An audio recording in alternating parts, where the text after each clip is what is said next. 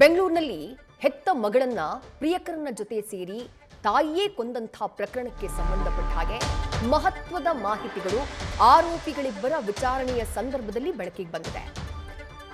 ಮಗು ವೆನಿಲಾ ಕೊಲೆ ಬಳಿಕ ಕೋಲಾರದಲ್ಲಿ ಸೆಲೆಬ್ರೇಷನ್ನೇ ಮಾಡಿದ್ರಂತೆ ಇಬ್ಬರು ಆರೋಪಿಗಳು.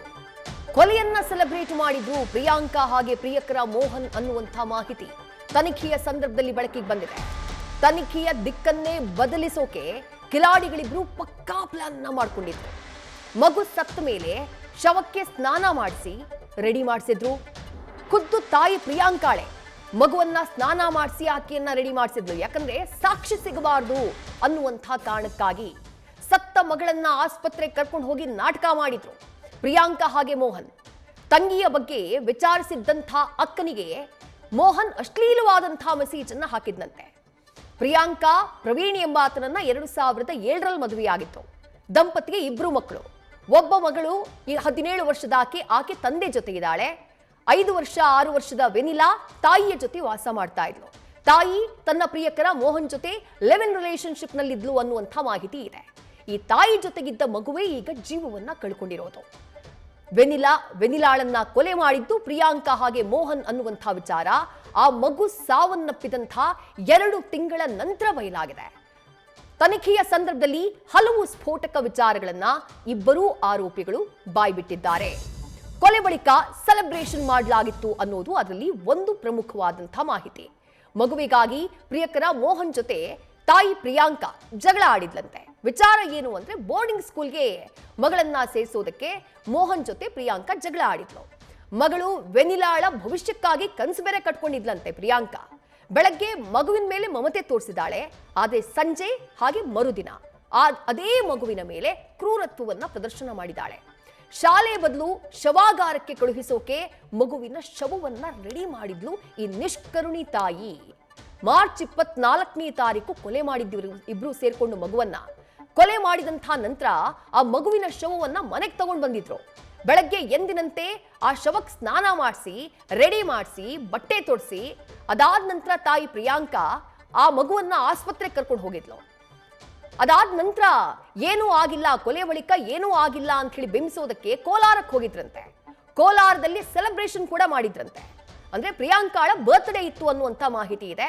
ಆ ಬರ್ತ್ಡೇ ಸೆಲೆಬ್ರೇಷನ್ ಅನ್ನ ಮಾಡ್ಕೊಂಡಿದ್ದಾರೆ ಮಗಳ ಶವವನ್ನ ಮುಂದಿಟ್ಕೊಂಡು. ಅದಾದ ನಂತರ ವೆನಿಲಾಳನ್ನ ನಮ್ಮ ಜೊತೆನಲ್ಲೇ ನಾವು ಕರ್ಕೊಂಡು ಹೋಗಿದ್ವಿ ಅಂತ ಹೇಳಿ ಬಿಂಬಿಸುವಂತಹ ಒಂದು ಪ್ರಯತ್ನ, ಒಂದು ಮಾಸ್ಟರ್ ಪ್ಲಾನ್ ಅನ್ನ ಇವರಿಬ್ರು ರೆಡಿ ಮಾಡ್ಕೊಂಡಿದ್ರು. ಫುಡ್ ಪಾಯ್ಸನ್ ನಿಂದ ಮಗು ಸಾವನ್ನಪ್ಪಿದೆ ಅಂತ ಹೇಳಿ ಕಥೆಯನ್ನ ಕಟ್ಟುವಂತಹ ಕೆಲಸವನ್ನ ಇಬ್ರು ಸೇರ್ಕೊಂಡು ಮಾಡಿದ್ರು. ಮಗು ಮನೆಯಲ್ಲೇ ಇತ್ತು, ಮನೆಯಲ್ಲೇ ಮಗು ಸಾವನ್ನಪ್ಪಿದೆ ಅಂತ ಹೇಳಿ ಮ್ಯಾನಿಪುಲೇಟ್ ಮಾಡುವಂತಹ ಪ್ರಯತ್ನ ಈ ಇಬ್ಬರೂ ಆರೋಪಿಗಳಿಂದ ಆಗಿತ್ತು. ಆದ್ರೆ ಆರೋಪಿಗಳ ಪ್ಲಾನ್ ಅನ್ನ ಕಂಪ್ಲೀಟ್ ಉಲ್ಟಾ ಮಾಡಿದ್ದು ಪೋಸ್ಟ್ ಮಾರ್ಟಮ್ ರಿಪೋರ್ಟ್.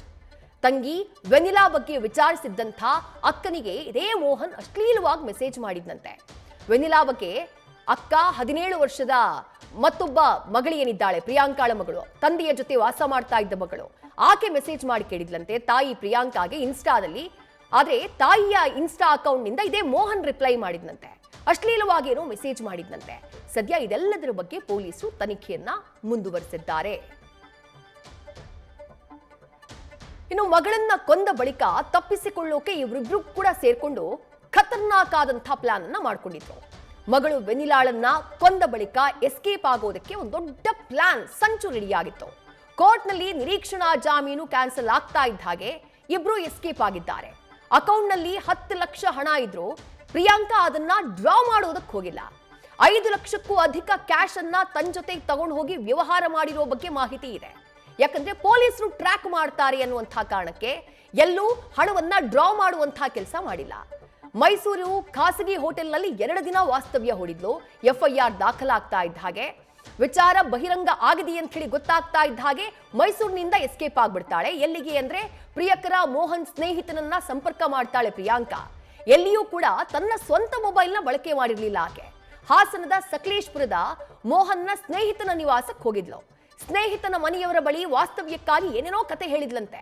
ನನ್ನ ಮಗು ಸತ್ತಿದೆ, ಕೊಲೆ ಪ್ರಕರಣದಲ್ಲಿ ನನ್ನ ಸ್ನೇಹಿತ ಅರೆಸ್ಟ್ ಆಗಿದ್ದಾನೆ, ನನ್ನದೂ ಪಾತ್ರ ಇದೆ ಅಂತ ಹೇಳಿ ಪೊಲೀಸರು ನನಗಾಗಿ ಹುಡುಕಾಡ್ತಿದ್ದಾರೆ, 2 ದಿನದಲ್ಲಿ ಎಲ್ಲ ಸರಿ ಹೋಗುತ್ತೆ, ಅಲ್ಲಿ ತನಕ ಇಲ್ಲೇ ಇರ್ತೀನಿ ಅಂತ ಹೇಳಿ ಅವರನ್ನ ಒಪ್ಪಿಸುವಂತಹ ಕೆಲಸ ಮಾಡಿದ್ಲು. ಆದ್ರೆ ಯಾವಾಗ ಮಾಧ್ಯಮಗಳಲ್ಲಿ ಸುದ್ದಿ ಪ್ರಸಾರ ಆಯ್ತೋ, ಈಕೆಯ ಪಾತ್ರದ ಬಗ್ಗೆ ಬೆಳಕಿಗೆ ಬಂತೋ, ಆಗ ಮನೆಯವರಿಗೆ ಅನುಮಾನ ಶುರುವಾಗಿದೆ. ಮತ್ತೊಂದ್ ಕಡೆ ಪ್ರಿಯಕರ ಮೋಹನ್ ಮೊದಲೇ ಅರೆಸ್ಟ್ ಆಗಿದ್ನಲ್ವಾ, ಆತನನ್ನ ವಿಚಾರಣೆ ಮಾಡಿದಾಗ ಆತನಿಂದ ಸ್ನೇಹಿತನ ಮಾಹಿತಿ ಸಿಕ್ಕಿದೆ. ಆ ಸ್ನೇಹಿತನನ್ನ ವಿಚಾರಣೆ ಮಾಡಿ ಪೊಲೀಸರು ಸಕಲೇಶ್ಪುರಕ್ಕೆ ಹೋಗಿ ಈಕೆಯನ್ನ ಅರೆಸ್ಟ್ ಮಾಡ್ತಾರೆ. ಆ ಸಂದರ್ಭದಲ್ಲಿ ಈಕೆ ಅಲ್ಲೂ ಹೈಡ್ರಾಮಾ ಮಾಡಿದ್ಲಂತೆ. ಸುಮ್ಮನೆ ನನ್ನ ಹೆಸರನ್ನ ನೀವು ತರ್ತಾ ಇದ್ದೀರಿ ಅಂತ ಹೇಳಿ ಕಣ್ಣೀರು ಹಾಕಿದ್ಲಂತೆ ಪೊಲೀಸರ ಮುಂದೆ. ಅದಾದ ಬಳಿಕ ಪ್ರಿಯಾಂಕಾಳನ್ನ ಬಂಧಿಸಿ ಬೆಂಗಳೂರಿಗೆ ಕರ್ಕೊಂಡು ಬರ್ತಾರೆ ಪೊಲೀಸರು. ಸದ್ಯ ಇಬ್ಬರ ವಿಚಾರಣೆಯೂ ಕೂಡ ಮುಂದುವರೆದಿದೆ. ನ್ಯೂಸ್ ಫಸ್ಟ್ ನಿರ್ಭೀತಿಯಿಂದ ನಿಮ್ಮ ಪರವಾಗಿ.